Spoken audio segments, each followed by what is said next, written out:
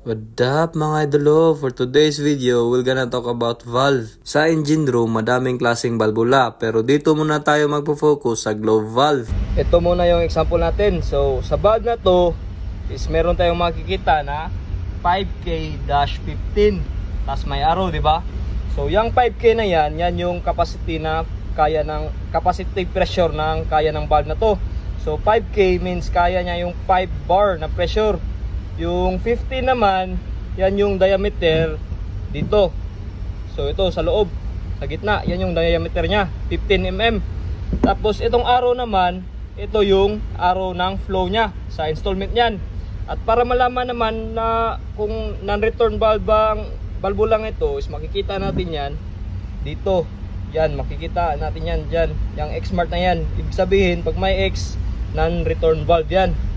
Dito naman makikita natin na 10K80. So 10K bar yung kaya niya.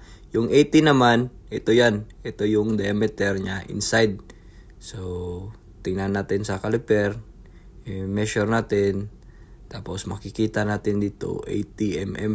Ito naman another example sa air reservoir for starting ng main engine. So sa loob niyan merong 30 bars pressure, 'di ba? So barbula niya is 30K40. So 30 bar kaya niya. Kaya kung uutusan kayo sa paghanap or mag-order ng valve, o hanapin nyo lang yung number na yan, 5K-15. Tapos yung materials na valve na ginagamit, ito copper to eh. Tapos yung angle niya, ito straight valve. Tapos non-return. So yun.